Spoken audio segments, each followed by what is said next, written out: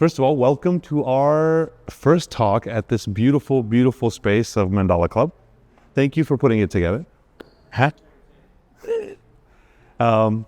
We have our team here, but I would love for us to go around the room first before we get started and just do a quick introduction.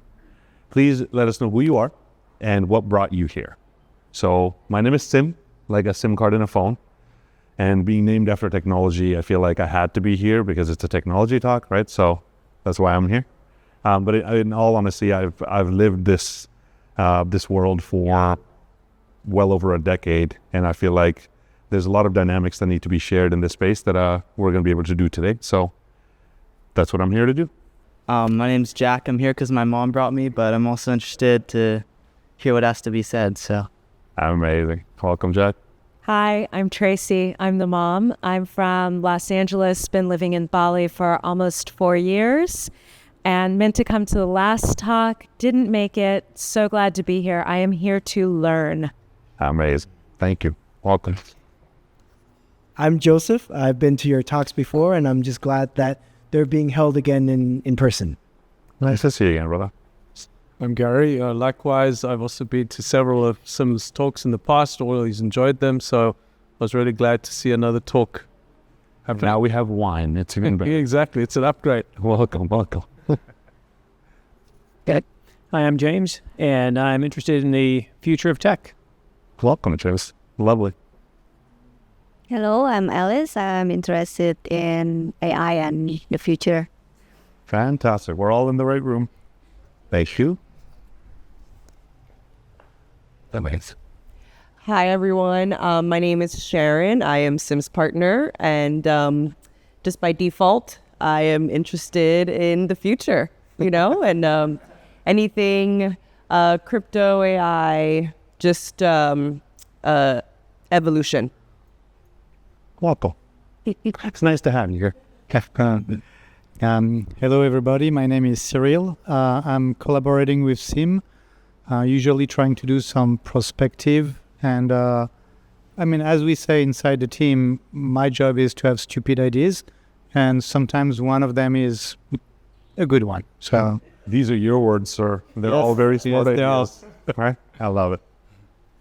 Hi, everyone. My name is Jalor from Amsterdam. I feel like I've kind of appeared here, but I'm very much interested in everything that has to do with the future. I feel like we're heading into a future where things are about to change really fast, and I'm all for it. Amazing. You said the keywords. I appreciate you giving me a good segue. And the talk. Right? Exactly. That's the talk. The entire talk is about understanding how this rapid shift is happening. Like, what are the dynamics that are playing out in this rapid shift, and really put frameworks around it. Because what I found is when we want to understand something as complicated as technology, if you get lost in the weeds, for me personally, I never make it, right? I really need to have the broad view on things so I can understand what's playing out within it. But before we even go into the technology side, thank you. Before we go into the technology side, I think it's really important to just frame what we're doing in the crypto space or in the investing space in general, right?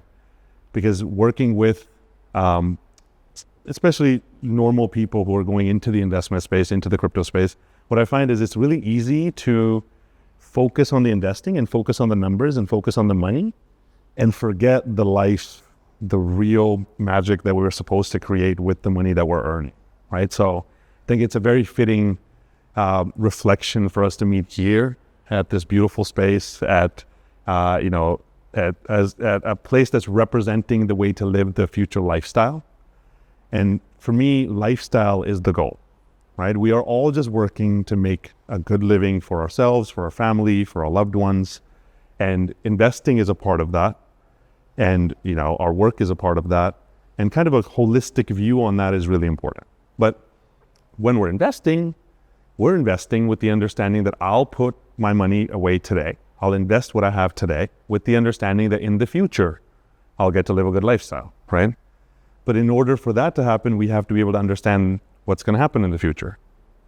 But the future that we're moving into looks nothing like the past that we come from.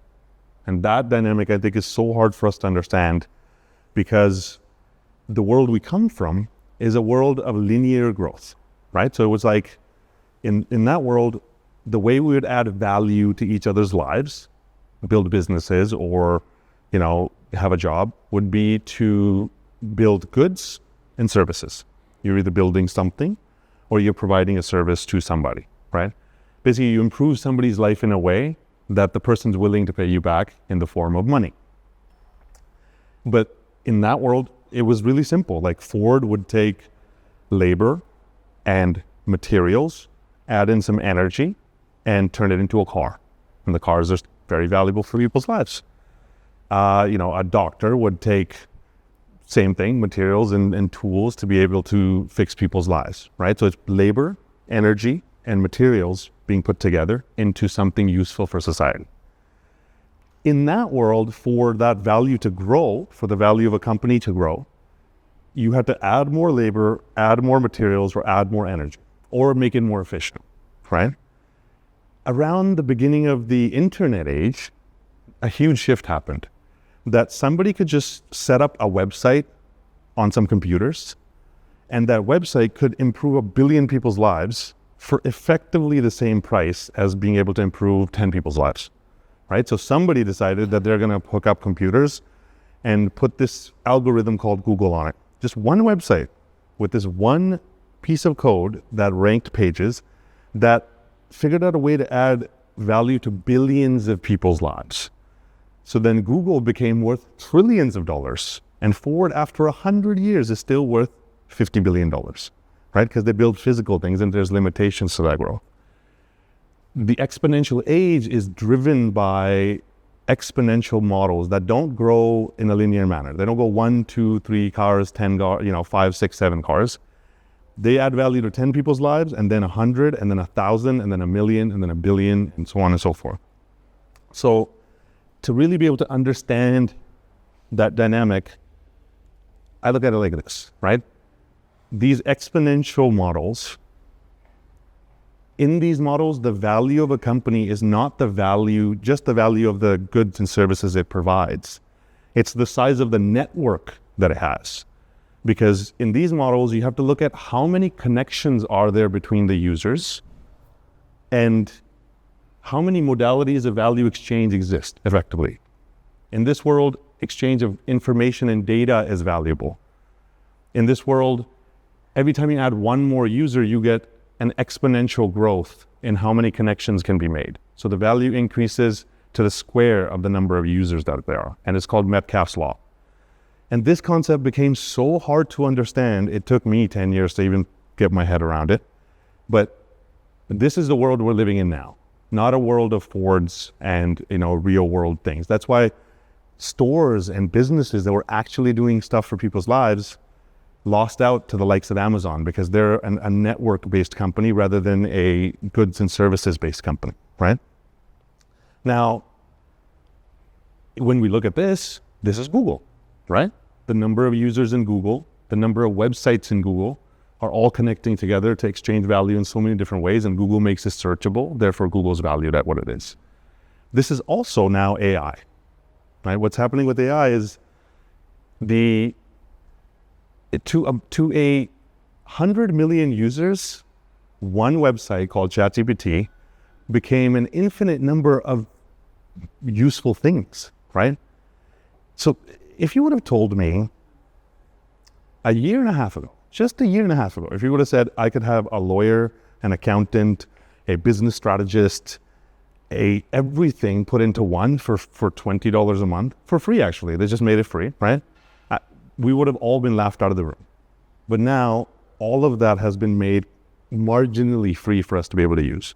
And you know better than anybody. You're writing AI manifestos, which I loved. So I'm really glad you're here. But in this exponential growth world, overnight, expertise that used to cost millions of dollars becomes free. Because we're moving towards this network growth model where if you just have a network of users connecting together and they have something valuable, one website with 30-person company when it started can add value to billions of people's lives, right? Now, if you imagine, okay, we have AI and I have every expertise I need to be able to build a business by myself. The future we're moving into, we're going to have robots, which are going to be able to build things, right? So we said labor, energy, and materials. Built things and made value for people's lives. Well, robots are going to become the labor. Robots plus AI is going to become the expertise / labor, which means in that calculation, if I can put an infinite number of productive units, or humans per se, that already changes the calculation in an unpredictable manner. Then we say, okay, wait a minute, all the expertise becomes free. That now effectively makes the calculation infinite. Okay, well, we still have materials and energy, right? But we're going into a future where energy is about to become free over the next 40 years, right? Energy costs have been going down globally. Energy efficiency is going up. So, okay, let's say energy costs keep going down. Then we have materials, right? That's why, have you guys heard about the asteroid that's worth 10,000 quadrillion dollars of materials? You heard about it. I knew we were going to get on. You know, like it has 10,000 quadrillion dollars of metals on it. Just one asteroid. And we have an infinite number of them, right? They're going to take a spacecraft. That's why all these billionaires are so interested in going to space. They're going to take a spacecraft, pull that thing close, and materials are going to become effectively free. So now what happens is everything becomes effectively free. And the growth is going to be exponential. It's not going to be that, oh, we're just going to build, one robot. No, we're going to build 1 million robots, and then we're going to build 1 billion robots, and then we're going to have more robots than humans before we can blink an eye. But wait, there's more, right? We have blockchain. So blockchain is so confusing to people because it's like, why would I want to buy this thing called crypto? Why do I buy something called crypto? It doesn't do anything today, right? When you look at blockchain, it's just a bunch of computers connected together. We just connected the computers in a new way. But these computers are what the robots are going to use in the future to run the value exchange mechanisms. And the humans are going to use it as well. But robots are there's going to be more robots generating value with more wallets and generating more money for the world than humans, I think, by 2030. That's my bet, right? So blockchain is like the computer networks and the infrastructure that these robots are going to use, because no human is going to be able to coordinate all of these things. They need to be able to automatically communicate. They need to be able to automatically go to work, automatically generate value, automatically be paid for that value, automatically compensate each shareholder who owns the robot, right? That's the world that we're moving into. Then it gets even more bananas. Then we go into the metaverse. Like this Death Star looking thing is actually a metaverse camera. So this is the first live transmission that we're doing in VR, in 360, that somebody, hopefully if you have a headset on right now, if you're live or you're watching this 10 years down the road, to you it may have become normal. But to us, this is so weird that you can put this thing on and stand in the middle of the room and have this conversation. Like right now, to get all of you here, first of all, thank you so much for making it here in the rain and everything, like in the Bali traffic. Like it's very difficult to get such amazing people here in one room. Like with these VR headsets, it will be, I think we will, we talk about this, right? I think we will talk about the time before the holograms came, right? Because with these headsets, has anybody tried the Apple Vision Pro? Don't try it. Please don't try it. Like you put it on and then your mind gets blown of how convincingly real this thing looks. So in that world, AIs will sit next to us as, Siri will be a literal person who sits next to us that we'll be able to communicate with. Some of us will see, some of us won't, right? So that embeds effectively intelligence into every corner. This table could be intelligent and they could speak to me and give information. And these entities will be intelligent and give me this information. The unlimited labor through robotics, the materials from space, and the infinite universes through the metaverse completely fundamentally shift what we consider to be reality, right? Like Keanu Reeves was at this, he's somewhere, had some get together, and he's at his friend's house actually. And his friend's daughter's there, she's about 10 years old, and his friend's son's there, right? And his friend comes up to him and he goes, hey, you were in the Matrix. And he's like, yeah. He's like, but my daughter doesn't know what the Matrix is. Can you explain it to her? And he's like, oh, well, it's a movie about a guy, and there's a real world, and then there's a fake world, and he's trying to figure out which one's real, right? And she goes, why does it matter? Right? Like, why does it matter which one's real and which one's fake? And his mind is blown because he's like, well, actually, this child is so right. Like, to me, it matters because I have this idea of real and fake. But is my Zoom meeting fake? Okay, well, then what if it goes like this? Is it fake now? Well, what if it's AI generated? Is it fake now? Right? So, like, I think we're going to move into a world where the understanding of real and fake is going to shift in a very, very significant manner. Now, what does this have to do with crypto? I thought this was going to be a crypto talk. We're getting there. What's happening right now is we are transitioning into this digital world slowly. Right? That's the part that's hard to understand. That to us, it's really easy that, COVID happens and we all start using Zoom and it's one little step. But actually, when you look at the broader kind of shift that's happening, that transition of us slowly going digital is hard to fathom because our way of thinking comes from the physical world, right? And what blockchain and crypto is, it's the ability to be able to invest in this future. Because in this future, okay, if everything becomes free, then what is money? I thought money pays for stuff, right? But if everything is free and shared, what is my money worth, right? I think what we're doing now is we're being given the opportunity to invest in the infrastructure that's going to run all of this stuff, right? But we're gonna go into that in a second. I think blockchain and crypto is the ability to invest in the networks that are going to run the future.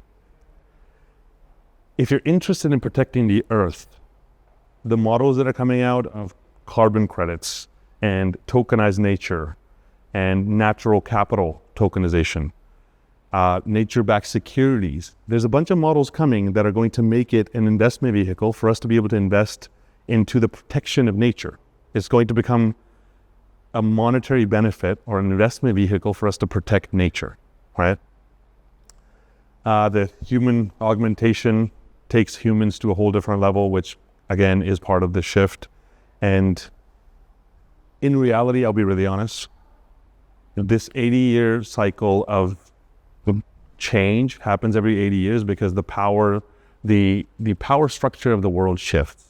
We had the Dutch system, and then we had the British system. Now we've had the American system, and now we're going to a one world system, a system where supranational entities will run the world on currencies that are from nowhere and everywhere, like Bitcoin and crypto, technologies which have no nation, on an internet that is not from any one nation.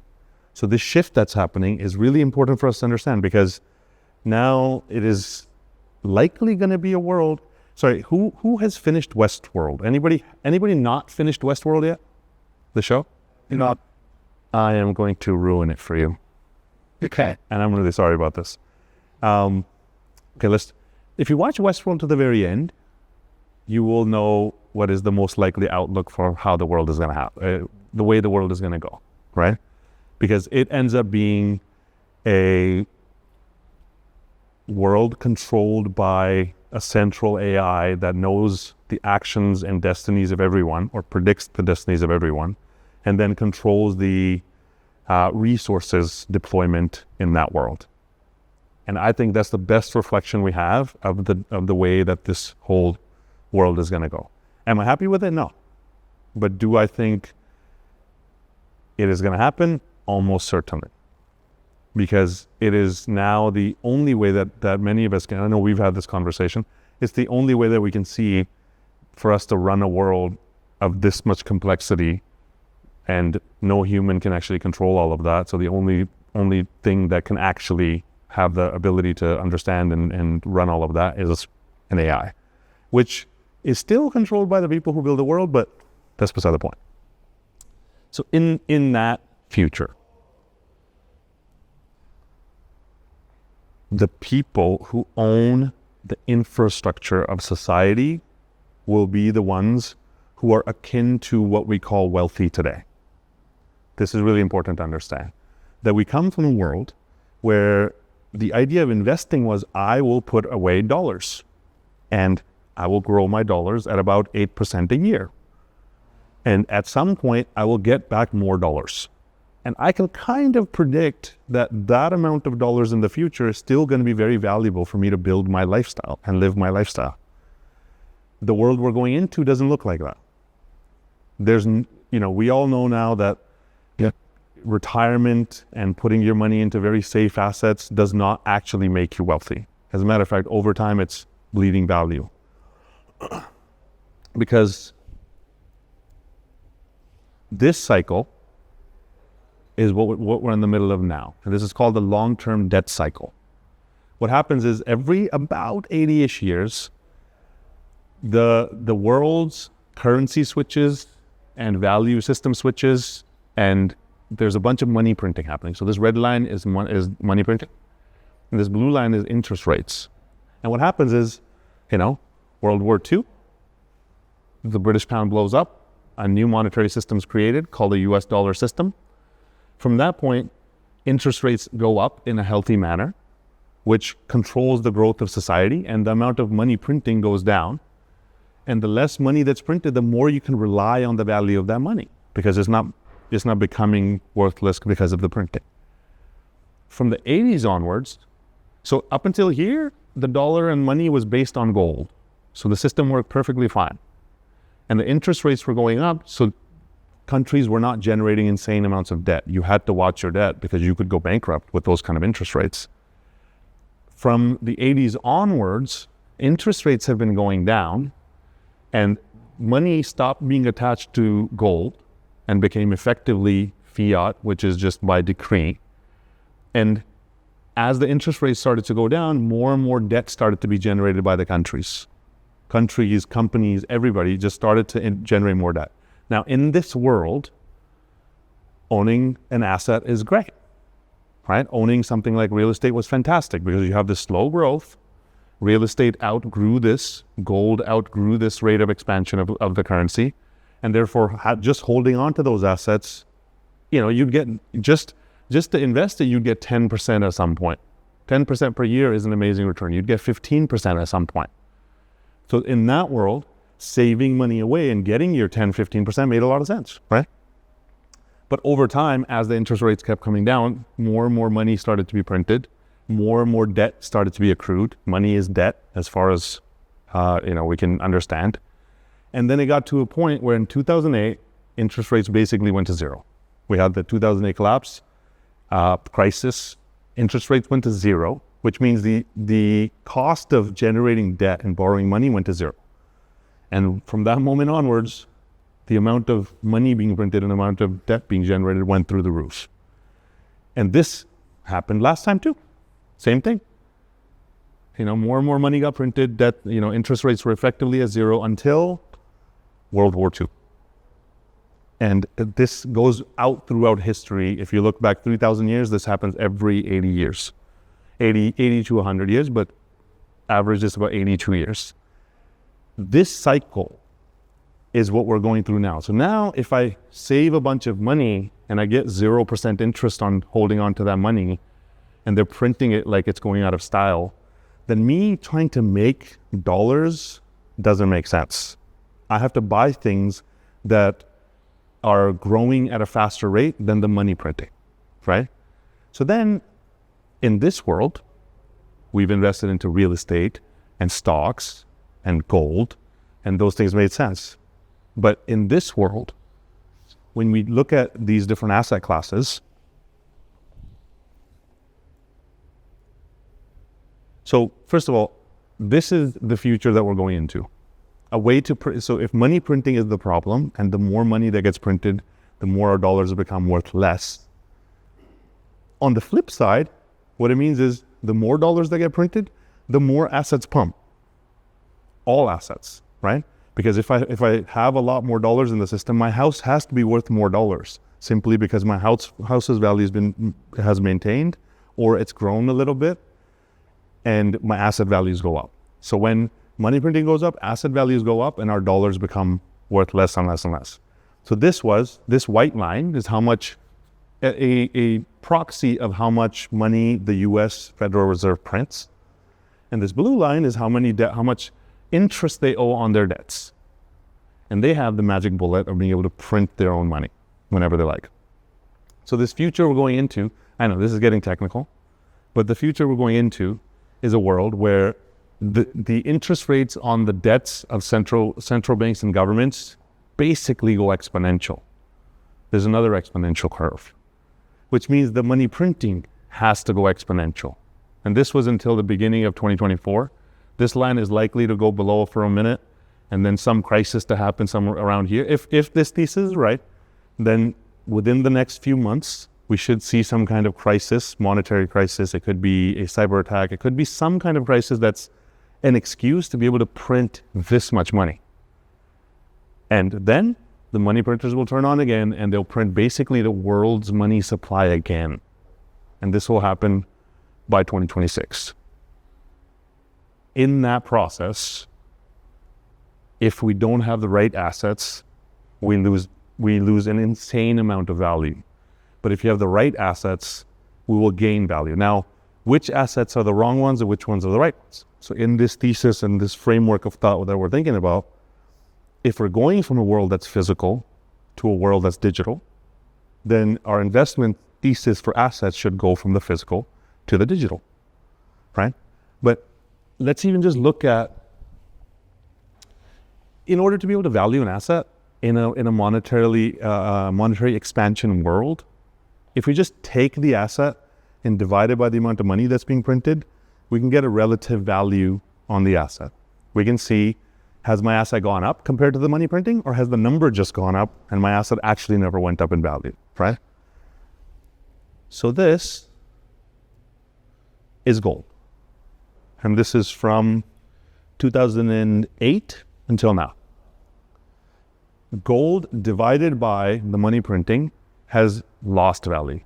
It's gone from about, on this metric, from 4 down to about 2.2. It's a little bit higher now, but it has mostly lost value. This is real estate from 2008 until now, globally. Even though we think our houses have gone up in value. Now, granted, if you're in Bali and you had real estate, you crushed it because you made a 10x on your real estate, right? That's different. We're talking about the global average of real estate. Houses have not gone up in value globally because I can't sell my house and buy more houses, right? If my actual value had gone up, I can actually get more of something that's valuable. Actually, it's gone from somewhere around 7.5 down to, this is 3. But aren't stocks supposed to be safe? This is what stocks have done. They've basically maintained your value through and through. Now, looking at this, the first time I looked at it, I was like, this doesn't make sense. How does it? But stocks do make money and value, right? And an average stock portfolio is making around 9% a year. A good one's making 12%, right? But Raoul Pal has a great thesis around this, which we're going to actually, go into. It's that the money printing is happening at about 8% a year. Inflation is between 2 to 4% per year, right? Which means I have a hurdle rate of 10 to 12% per year just to break even on my money. And if I'm not outpacing the monetary growth, if I'm not outpacing the inflation rate with my assets, over the long term, even though the numbers may look like they're going up, I'm not getting wealthy. If anything, with stocks, I'm maintaining my wealth, right? And this is crypto. This is Bitcoin. It has done something ridiculous. That it's gone up 21 million percent at 1.9 million percent at, I think, at today's value. And against the money printing, this is the growth ratio that it's had. And this is why it does this. This is why it just goes from dollars to tens of thousands of dollars to hundreds of thousands of dollars. It's because it's an investment vehicle that is not built for this world. It's an investment vehicle built for the future, where you're actually buying the networks that are going to be deployed in the future. It's also outpacing the monetary supply because it's the new financial system. Now, most of crypto is a scam. Most cryptos in the world today are a legitimate, bona fide scam built to steal all of your money. If there's about 23,000 that are considered to be cryptos today, I'd say 90% are scams. Like 60% are scams, about 30% of them are not scams, but they're going to lose all your money. There's about 10% that are really solid projects, and out of that 10%, 90% will fail because just law of startups. And the 1% that's left are the base layer of the future of society. And that's what Bitcoin is. Bitcoin is it's been proven to be one of the computer networks that the future of society will run on. And therefore, it has accrued this much value. Now, this whole idea that, okay, money printing makes assets go up because good assets will outperform the printing of money. This thesis is called the everything code. This is something really important to understand for anybody who wants to kind of build a framework around this. It's by Raoul Pal, one of the financial geniuses and advisor to all the hedge funds in the world. And this idea of the everything code says that all assets are now correlated. So when they print money, real estate goes up, gold goes up a bit, crypto goes crazy, stocks go up, NASDAQ goes up quite a bit. Everything just moves up because the liquidity in the ocean of finance is being increased by printing money. And the more they print money, the more it goes up, with this kind of way of looking at it. Now, the liquidity cycles themselves also have a historical basis. This is what they constantly do. So these you can look at as the socioeconomic cycles, the societal cycles, and these can be looked at as the monetary cycles. So every 80 years, we have the dollar, started off as nothing, grew a lot, grew in value, and then got around here. And around the 90s, we all started to kind of see that something was off. And in the 2000s, we've seen the collapse and crash of that whole system that we built up. And now we're going through that process until the 2030s. Same thing with the socioeconomic cycle. Like this, and from the 80s until now, we've had this relatively stable world that we could kind of predict and rely on.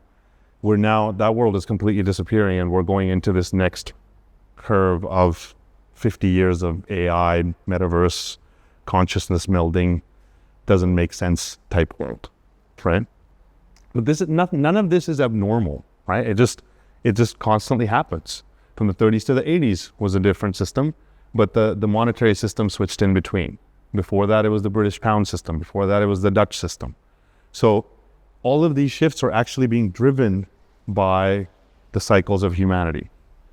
So we just have to get to we have to understand the next cycle. So first of all, before we go deep into the rest of this, does that make sense? So we're talking about, let's just recap. The world is going bananas, right? It's literally called the banana zone now, where change is happening at such a rapid pace that it's literally bananas. And the stuff we're going to see is going to be like magic. It's basically the movies coming to fruition.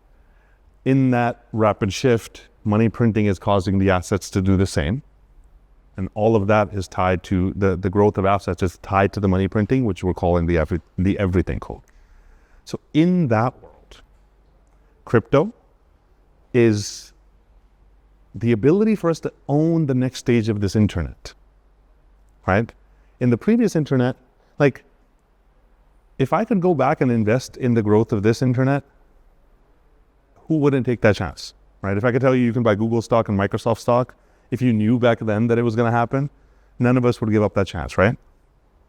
In this future, we are building a new version of the internet, and we now have the ability to own that internet, right? In the old internet, when they built TCP/IP, or they built the fiber optics cables, or they built the computers themselves, the only way I could own some of the computers that Google has is I would have to buy a stock of the company. I would have to be an investor in the right country with the right regulatory frameworks, sign up with the right brokers, hope to God that I'm certified, or maybe I'm accredited if I need to be. And then I could buy a stock of a company after I'd heard about it and hope to God that, my value grows over time and I'm not the last one to get into the ship. That's how the world has been, which meant the West could all invest and the rest of the world was left to not be able to participate in that economic growth, right? But also, the internet looked different, right? The internet was like this. It was like Google owns all the computers. And then Google puts them in a building. Google pays for the electricity. Google pays for the cooling and the engineering and everything. And all of us connect to Google. And I can invest in a piece of Google, but actually Google makes all the money because they own all they own the value mechanism itself. We're now moving into a world where we drink kombucha. A really good world, right? It's a world where the computer is not hooked up in one place. The computer is hooked up in many places. That's all blockchain is. Blockchain is the technology that makes it all work together. But like in our simplest way of understanding, blockchain is just a new way to connect the computers together. They're just not in one place. They're not owned by one person. They're all over the world. And the users connect to that. Now, if all of us are running computers at our houses, and we're paying for the computer, paying for the electricity, paying for the cooling, paying for the labor to make it happen, then we all need to be paid to make that happen. And the way we get paid, the way the owners of these computers get paid, are these coins called cryptos, right? But what that coin actually does, in its most basic functionality, is I can use that coin to pay to use the computer. If I run the computer and I pay for the cost of the computer, I get paid in this coin called Bitcoin.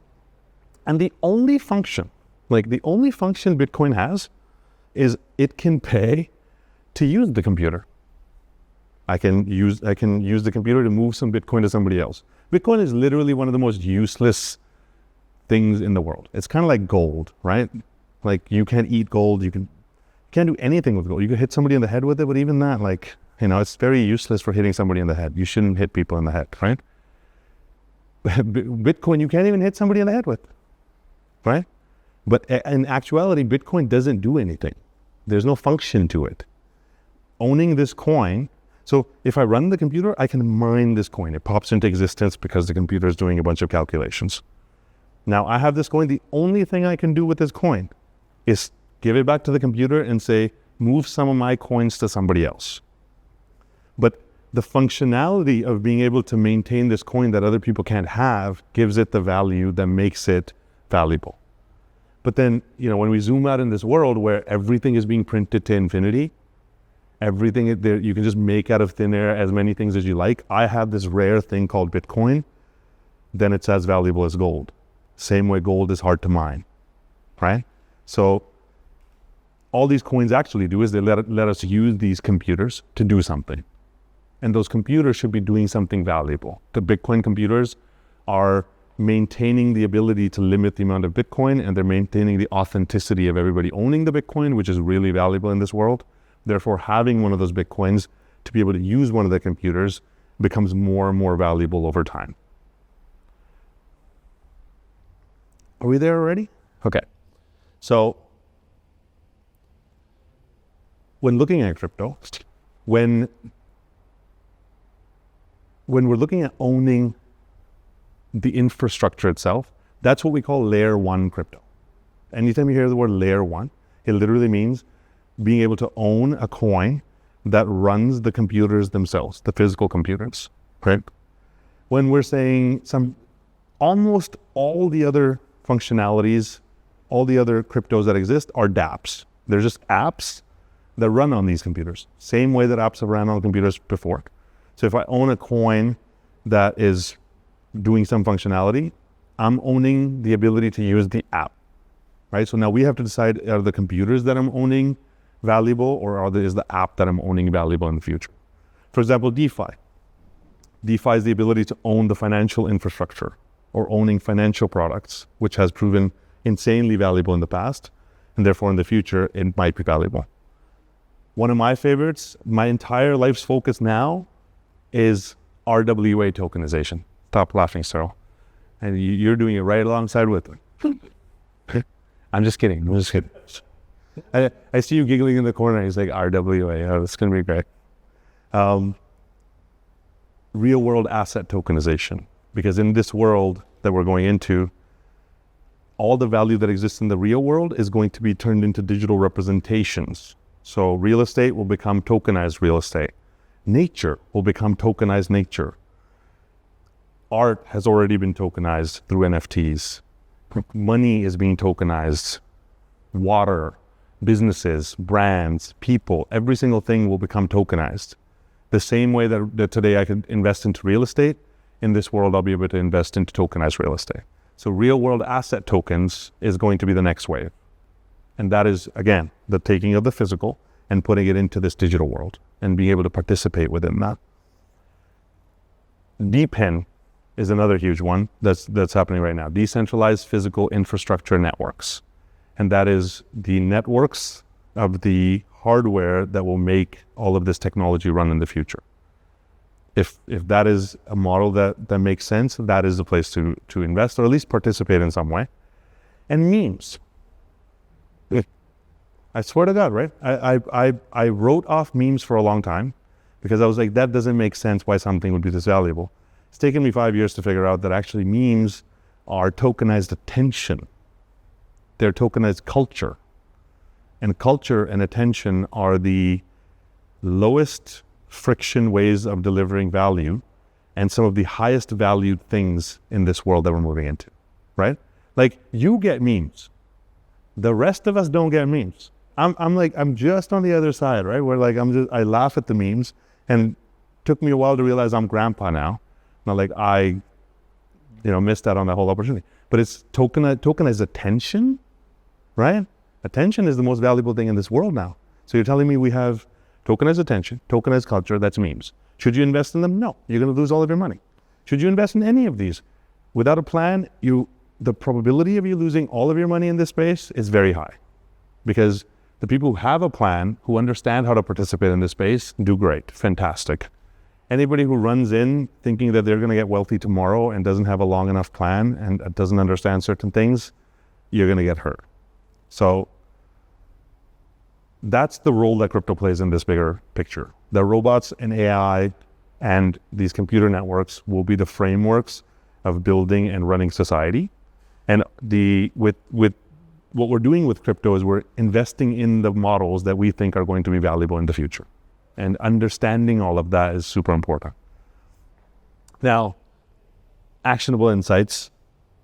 What should I do about all that, right? I think the first thing to do is actually just learn about it, because it's so hard to try to understand the concepts that exist, that it's just learn about the very basics of each one. Like, what is AI itself? How does it work? Which app do I open, and what do I do in my life to add value to my life, right? Learning about the technologies themselves is very important, because like for crypto, people are rushing in without knowing what's going on. And you're playing against people who actually know exactly what's going on and know how to play the game. The other thing is build relevant skills. Because to me, the single most important, single most valuable asset in the world is myself. I've never had a bad return on investing into myself, investing into my skills, investing into my relationship, investing into my health, investing into, my network, investing into the things that really matter, right? But the skills themselves are the things that have allowed me to stay at the front of this whole technological change. As far as investing, it's simple. Just own the networks. It's simple. Just a little bit so investing in the networks, right? Just invest into the networks. We have computers. The future of the internet is here. Whichever ones you understand, please invest in those with a plan, with reason, and with a clear understanding of what we're buying. And then there's investing in the networks themselves, and then there's investing in the technology, right? So there's many different ways of participating. It could be that we buy the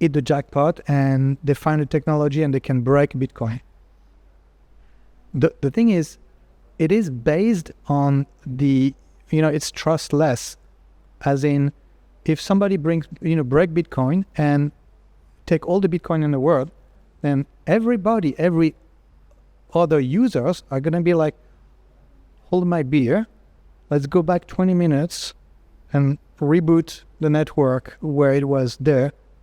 So if you can make like a 51% attack on Bitcoin, it's pointless, because sure, you get all the Bitcoin and nobody trusts you, you cannot do anything with them. And you've instantly made it becomes instantly worthless. Now, do I think Bitcoin is going to be one of the top 10 most valuable cryptos 20 years down the road? Absolutely not. I think as these models develop, the same way gold is not the most valuable asset class. Gold is at about 10, 11 trillion. Stocks are at 100 trillion. Real estate is at 300 trillion. I think Bitcoin is going to have a similar kind of range, because its functionality and usefulness is limited to a certain degree. Now, that's the beauty of it, that it is simple. The whole point is it's so simple that it's very hard to hack per se, other than like 51% hacks or attacks. But I think over time, Bitcoin is when they turned on the computers, right? But as the models become more and more valuable, there's the most valuable models still haven't been invented. And so even if we were to break Bitcoin at some point, there would be a quantum Bitcoin that gets created and all the value gets transferred over. That's a really good question. If you break it, let me know. Like, okay, well. It's it. Yes, sir. Question with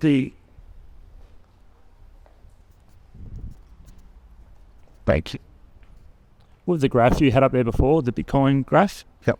Obviously, it does fluctuate. This one? So what causes it to move up and down? Like, for example, we have an election coming up. Do those outside factors affect it? Everything affects it. Yeah. Right? But in its simplest form, with this thesis, it's all liquidity. Yeah. It's all money being either pumped in or being pumped out. So if it drops, people are selling coins? Is that how it works? Yeah. Okay, Yeah, like, and on the uptrend, people are buying. And, at some point, it's at a fair value, right? And then people start to speculate that it's going to keep going higher, so more and more people keep buying it. Yeah. And at that point, so much money is being flooded into the markets, everybody feels like they're rich. Yeah. And because it's already gone up a decent bit, we predict that it's going to go up further. Like, for example, this time around, we went from 15,000 to 73,000. Right? At 15,000, I couldn't pay people to buy it. And I was like, please buy it. Nobody bought it. At 73,000, I can't pay people not to buy it. Right? Everybody wants to run in now because they think they're going to get rich. But at some point, the kind of, the musical chair game ends, and then we realize, oh, nobody wants to buy this from me, so I'll sell it for cheaper. And then the next person sells it for cheaper. And that is it's actually psychology, right? Everything is psychology. It's like down here, people are so fearful that it's just going to keep going lower that nobody wants to buy it. Here was COVID. Yeah. People were so terrified that the world's going to end, nobody bought it. Here, people are so greedy that we think we're all going to get rich, and we don't want to sell it, right? Yeah. And rinse, repeat. But I think that's the result. It's not the cause. Yeah. Right? And my kind of whole education journey has been to say that, okay, what is it that makes people run in and buy it? And what is it that makes people sell it? It's literally one number on a screen, right? Like, let's say you have one Bitcoin. You bought it for $10,000. I remember when it was $5. We'd be like, it's going to be worth $100. People are like, you're ridiculous. Ridiculous. This worthless thing is never going to be worth $100, right? But at that point, people were looking, they said one Bitcoin, right? And then above that, it says $5. And as the $5 goes to $100, let's say $5,000 goes to $100,000. Still says one Bitcoin, but it's $100,000. In our minds, we go, I just made $95,000. Yeah. Because the number said $5, $900,000. But I still just have one Bitcoin.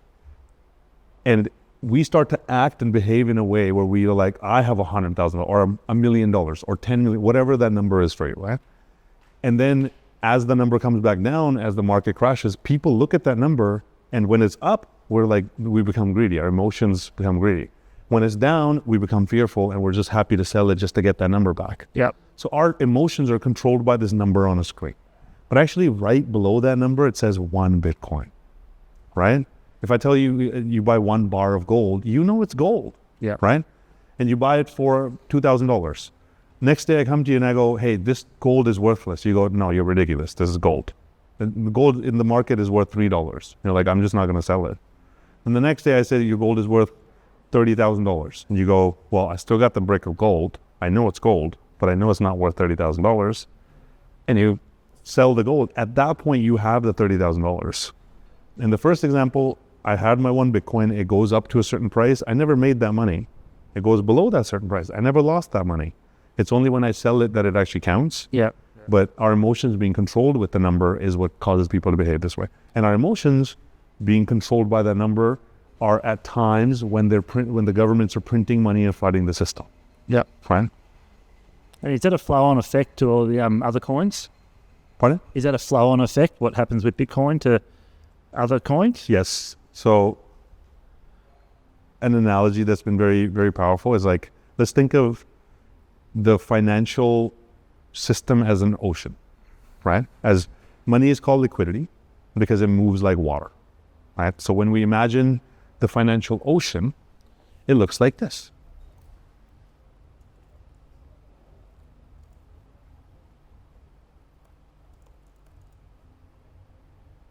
You go all the money in the world, Visual Capitalist, 2022 edition. Yeah. This is the kind of stuff I do when I'm alone. Okay, this is all the money in the world. Each one of these squares is $100 billion. This is effectively the peak of crypto even to this day. That's all the crypto in the world. So let's imagine that is all the water that exists within crypto, the liquidity that exists within crypto at its peak. This is all the currency in the world, physical currency. This is how much water exists within gold. This is how much water the billionaires had as of 2022, which actually was about the same as it is today. This is all the stocks. This is how much water is in all the stocks. This is the world's money supply. We're getting somewhere. Stock markets. This is global debt. So already you can see, wait a minute, there's all this global debt to pay. Even if I took all the money in the world and tried to pay this much debt, I couldn't. So you're already starting to see the fiat scam, that there's not enough money in the world to pay all the debt in the world. But this is how much water would be required to pay the debt. Okay, this is how much water is in the real estate markets. That's significant. And this is agriculture, right? So all of this is how much liquidity it takes is in the real estate ocean. And this is how much liquidity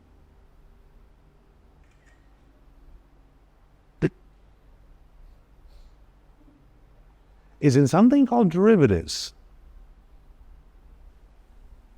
Like, who here hasn't heard the word derivatives or doesn't know what derivatives are? Come on, you can admit it. Everybody knows what derivatives are? Fine. So then you know, the derivatives are just made up versions of, basically they took all of those assets and used them as collateral to create a bunch of financial products that are backed by those assets. So we have this many bets out in the world on this much water is owed today. And it's backed by that much real estate water and this much stocks worth of water, right? But imagine these as financial oceans. So the derivatives ocean is infinite. It is the ocean, right? The stock ocean is a sea, right? And effectively, when money gets issued into the world, it's issued as bonds, right? And the bond ocean is bigger than the stock ocean. Whatever happens when you pump money into the bond ocean, it comes into the stock ocean or stock sea, right? So the ocean goes up and the sea goes up.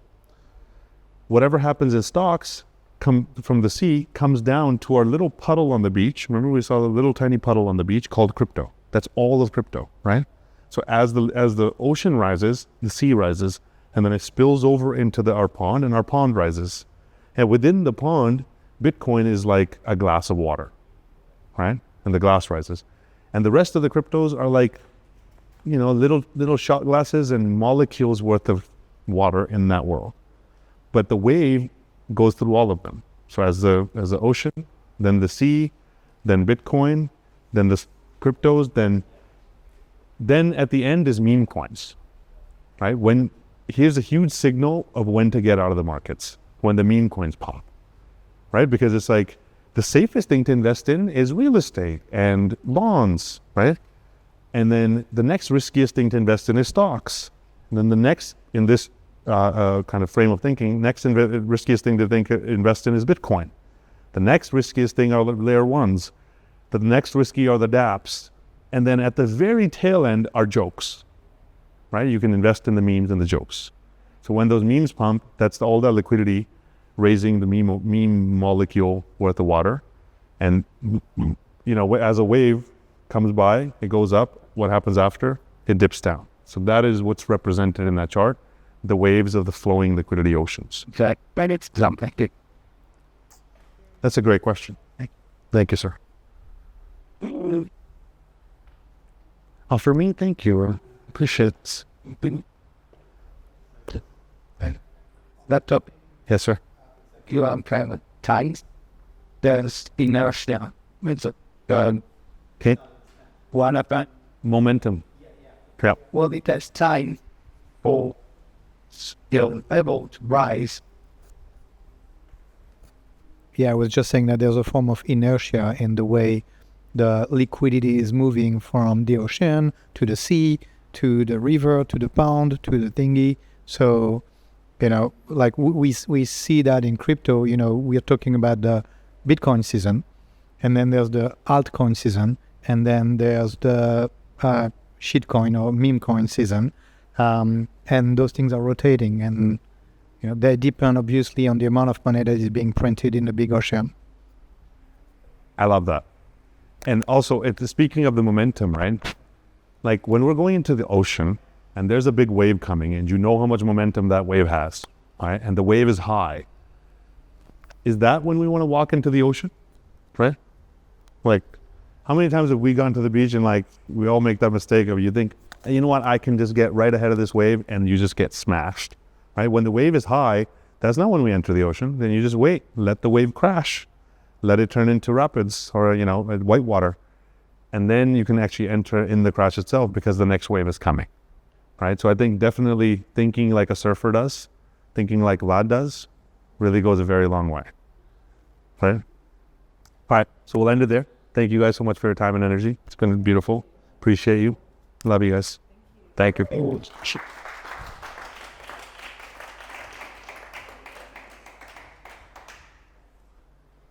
And now we get to hang out and have drinks, and we can order some food as well.